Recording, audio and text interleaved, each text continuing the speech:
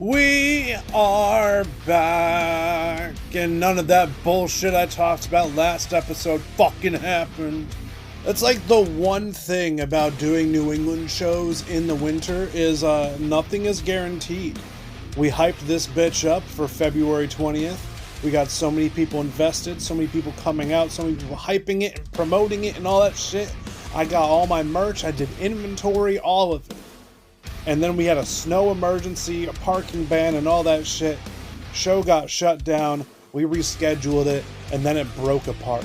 Bands dropped off, hop onto other shows, things moved around, new dates came up, and what this one thing was supposed to be was broken down into all these little bits sprinkled across the fucking world like infinity stones, and now you have to go to all of them and collect all of the admission stones so you can fill your infinity gauntlet and fight the fucking evil Thanos character that is a boring fucking existence.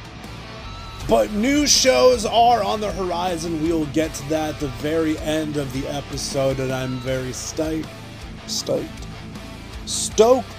and psyched. Just throwing shit together, what the fuck?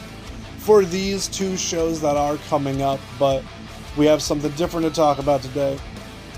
Something that was inspired by just regular conversation with some coworkers that I actually like. I said something about scurrying around like a chase scene in Scooby-Doo. And they said, Scooby-Doo? Hell yeah, good old Saturday morning cartoons. To which me and a coworker were like, well, I think we're a little too young to have that as our Saturday morning cartoons. We are more like this show, and this show, and this show. And then I was like, yeah, pretty much anything from the WV network on Saturday mornings was fucking fire. We went through a whole bunch of shows. I brought up some they haven't seen. To which I went home and I rewatched it. I liked it very much, and I was like, hey, has anybody else done this? Has anybody else revisited old shows they used to watch? And if so, did they still hold up? And that's the catalyst for today's episode. Of course, we're also going to have music reactions later on, some plugs later on, and maybe some other bullshit if it pops into my mind. But we got a conversation to get through, so grab a drink, coffee, a beer, whatever. Do whatever you need to get comfy, lay back, put your headphones in, start swerving in your car, trying to suck your own dick. Whatever makes your morning a little bit better, do that shit, because we're about to kill some time. Let's fucking go.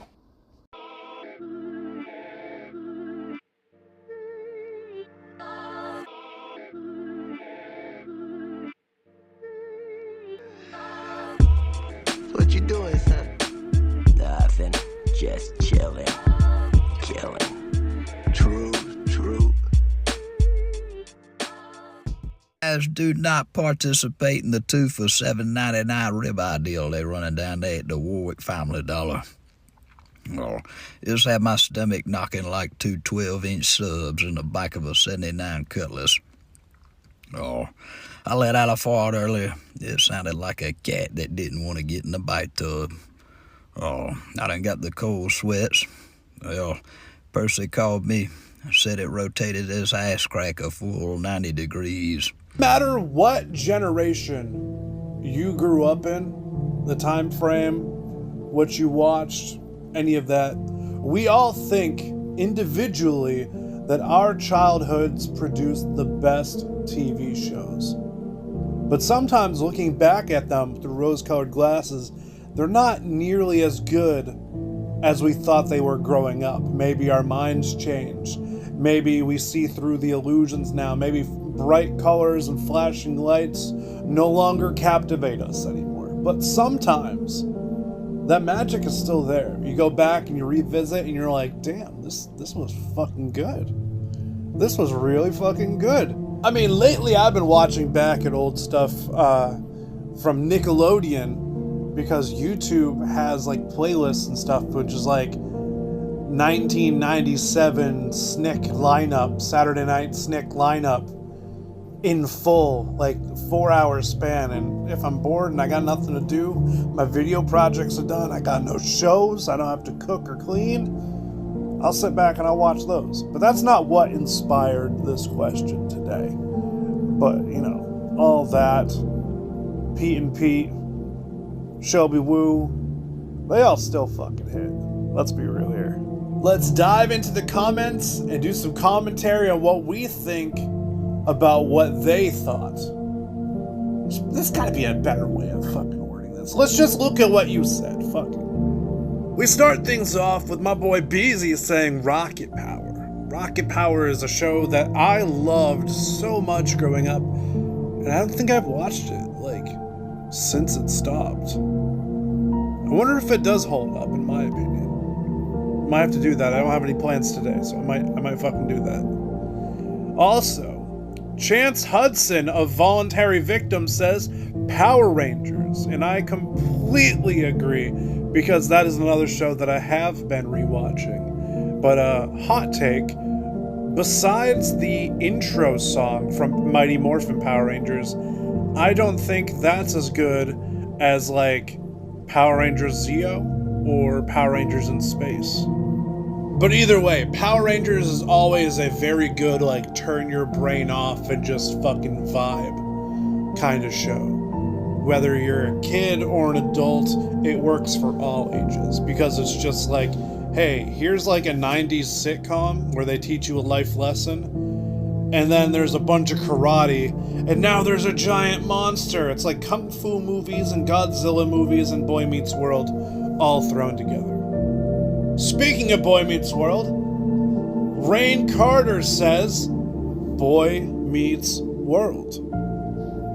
You had a crush on Topanga, didn't you? You had a little crush on Topanga, didn't you? Kelly Bundy from Married with Children was still better.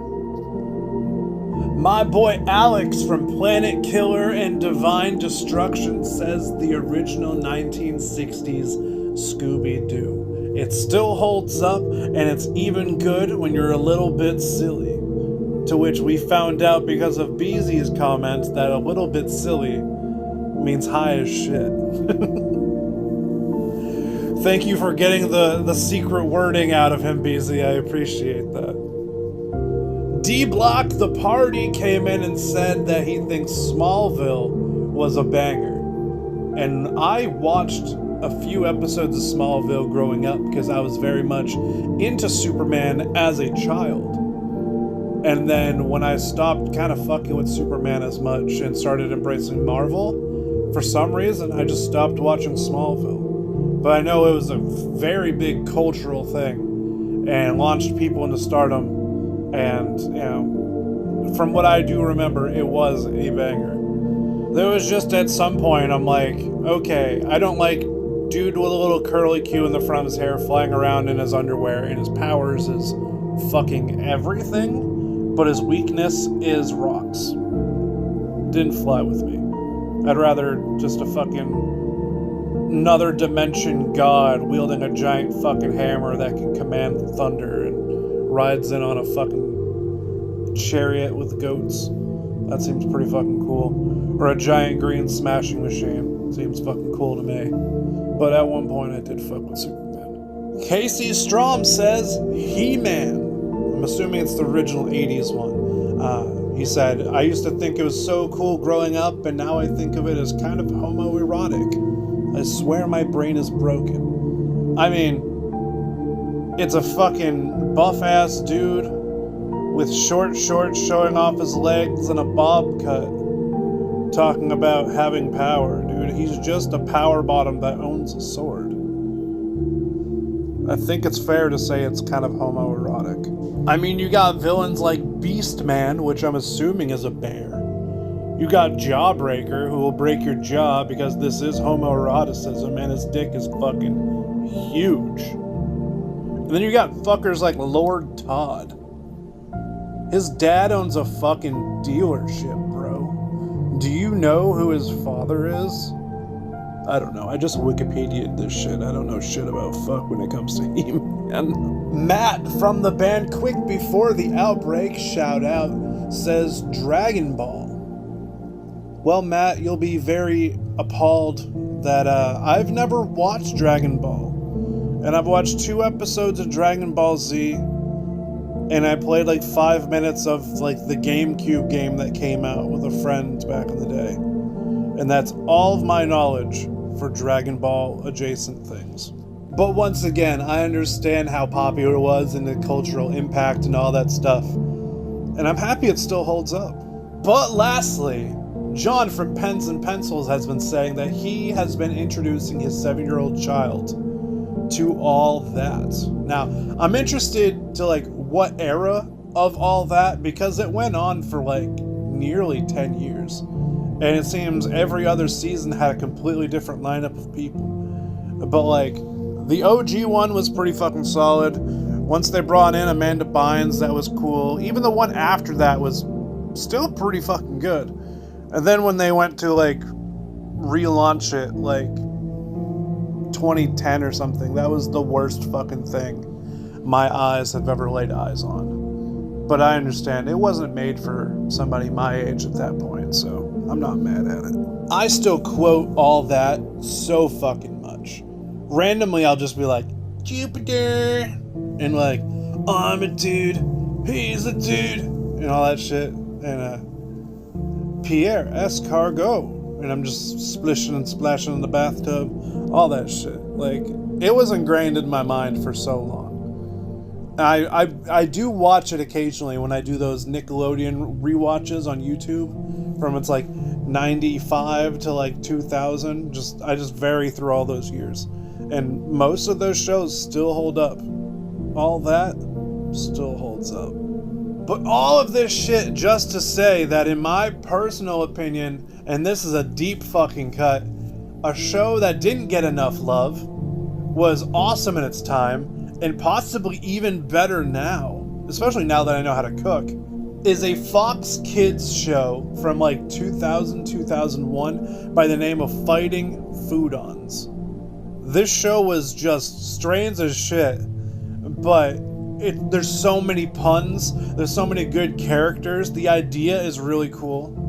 Picture how you summon your monsters in Yu-Gi-Oh! Or whatever by placing them down in attack mode or defense mode, or how in Pokemon you throw the Pokeball out and you're boom, you're out there now, I caught you, I can summon you whenever I want. Okay, well, instead of just catching the Pokemon, you cook the monster with spices and cooking abilities and all these additives and power-ups and stuff, and then you play a card, place it on top of your meal. It's called a meal ticket, and it transforms a regular edible dish into a fighting monster. And once you cook it and you summon it, you can have it wherever. There's so many good characters. There's Fried Ricer, who is a samurai almost, but his head is just a dish of fried rice. There's Omelette, which is a little red panda, but it's an omelet with a tail and ears. And then there's fucking awesome things like Hot Dog on It, which is a cowboy with a hat and chaps, but he's a hot dog, and he has 2 pistols. One is ketchup and one is mustard. There's so many other characters. I definitely recommend you check it out, but there's so many puns. There's so much fun things. There's actual drama, and it gives you a little bit of cooking influence in there. And as somebody who loves to cook, I love this show, especially now that I know how to cook, and I didn't when I was watching it originally.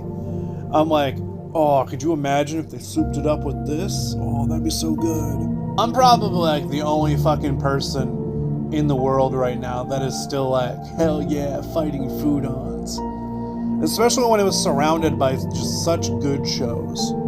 The lineup itself eclipses this show because they were so much better overall. But I'm still talking about this show and not talking as much about the others. There was Ultimate Muscle. There was Sonic X. There was Kirby Right Back at Ya. There was the Teenage Mutant Ninja Turtles show that was on at that time. There was so many good things, especially still Power Rangers reruns at that time. I believe Power Rangers Zeo or Power Rangers Turbo were going on at this moment. There were so many great shows, and I'm still just Fried Rice Ninja. Hot dog on it. You ready for some fucking music? New Varials record just dropped this morning titled When the Light Leaves. And goddamn is this big mean. I was a little apprehensive listening to this band again after they got a new vocalist, because I like the old one so much. So I decided, fuck it, look at it. If it's good, it's good. Do not compare it to the old shit. And I'm so happy I did, because this slaps. Literally sounding like a stampede of bassy ass chugs and some real ballsy vocals from the new guy. I am blown away by just how heavy this album is. While there are so many heavy moments in this album, I think my personal favorite is the middle of the song Your Soul Feeds.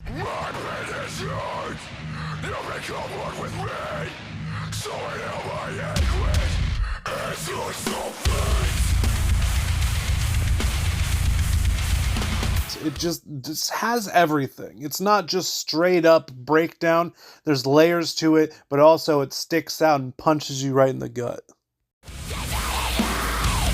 A newer band on the scene by the name of Lila just dropped their second EP titled The Mountains Are Calling and I Must Go. And this one hits pretty fucking hard. It's beautiful, it's chaotic, and it's the perfect EP length. Like 16 minutes. That's like perfect. Jess is just screaming her fucking head off. Alec is playing like a fucking madman. Probably one of my favorite drummers currently in that style of music. Just everything hit where it needed to hit. And it was all really, really well done. But I expect nothing less from members of Promise Breaker and Rat God and Sabella. Like, they know what the fuck they're doing. My only critique on this is I wish that there was more pattern to the instrumentals and less just craziness. But the craziness was really fun to listen to, and I had a great time. Waste just dropped a new single called Concrete Castle. And while this is heavy as fuck, it's essentially just 4 big-ass breakdowns tied together with something else. The novelty is sort of wearing off on me with Waste because they are good. They do what they do really, really well, but I need something more than just breakdown after breakdown. If you've listened to the podcast before, you know that I have like a criteria of what I think makes a great song. I want something that sets the ambience. I want real good rhythm guitars, but like layered underneath really good lead guitars. I want something different with the vocals. And I want some bass-heavy production. I didn't get as bassy as I would like. And it was all just dun-dun-dun, dun-dun-dun, with not much else. And the vocals just sound like, insert generic metalcore, deathcore band vocalist number 217. I'm not wowed by this, but, I did make the stank face and headbang a little bit. Because, in order for this to not hit you and make you want to break shit, you have to be a fucking robot. It's heavy as hell. It's good. But it's the same thing we've gotten time after time after time. So I can't say it's anything groundbreaking. I can't say it's fucking phenomenal. It is heavy. And if that's what you're looking for, hit this song up. But I need something more, so I'm not too impressed with Waste this time.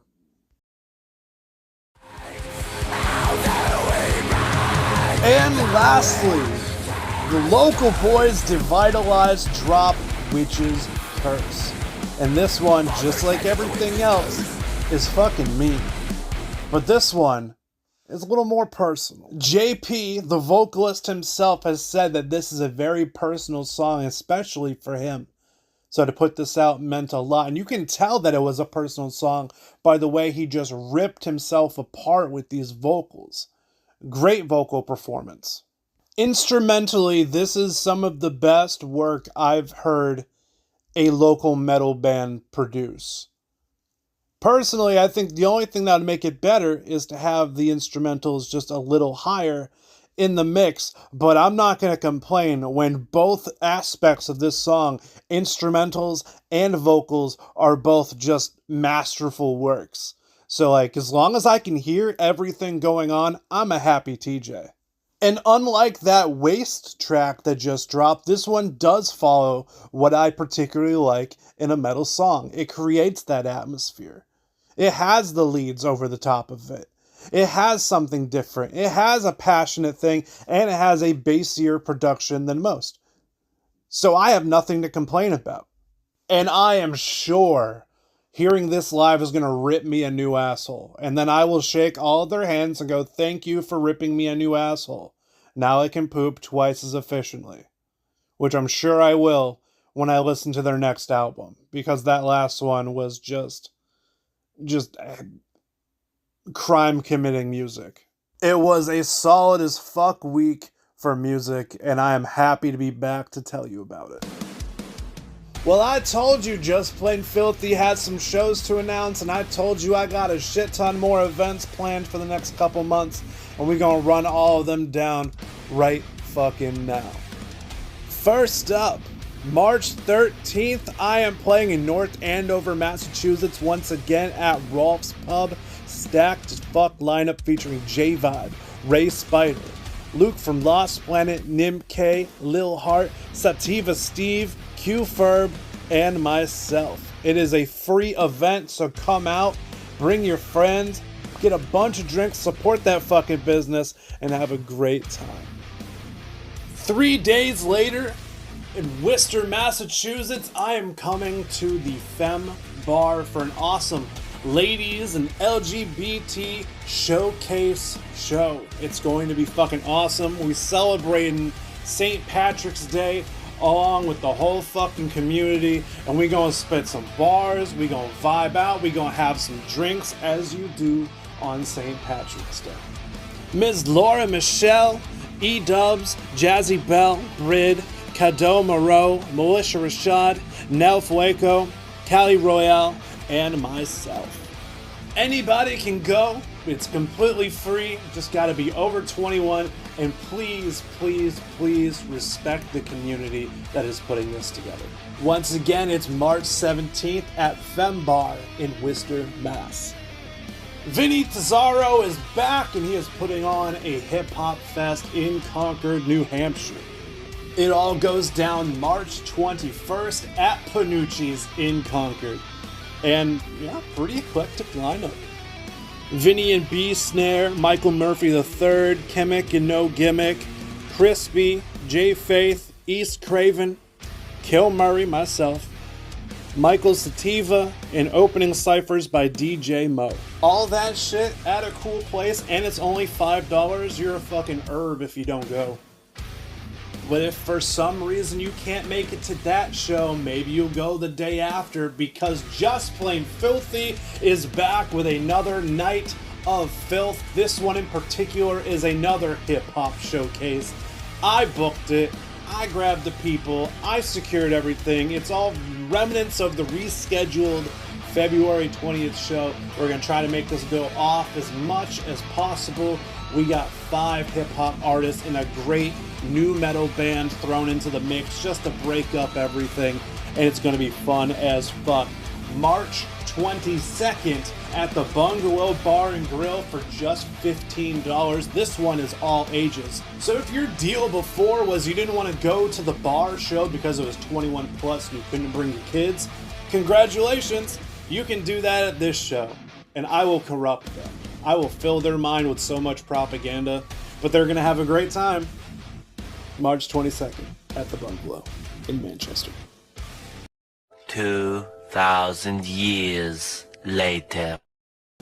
And the last one that I will tell you about, seeing as none of the other shows are 100% confirmed and full-on details are available, all that shit, I'm having another Kill Murray headline show. This one is at The Spot in Nashua. It will be free. It will be all ages, and it will most certainly be fun because I have this lineup, and I am so proud of this lineup. It's definitely going to bring a little bit of everything, a little something for everybody. We got myself, we got Aaron Brown, we got Hope the Rapper, we got String Us Together, we got Worm Food, and we got Animatronic the Abolisher. The Kill Murray headline show is happening April 3rd in Nashua, New Hampshire at the Spot. So we have so many shows crammed in to like 1 month and just part of the next month. We got the 13th, we got the 17th, we got the 21st, the 22nd, and then April 3rd. I have another one coming up April 7th. I have another one coming up May 9th. I got June 17th and July 17th. We booked all the way out into July, so please, if you're available, head out to one of those. I would love to see your smiling faces. I love to see your head bobbing, your foot tapping, getting angry as shit. Come out and support the local scene. I'll see you there. Have a good night.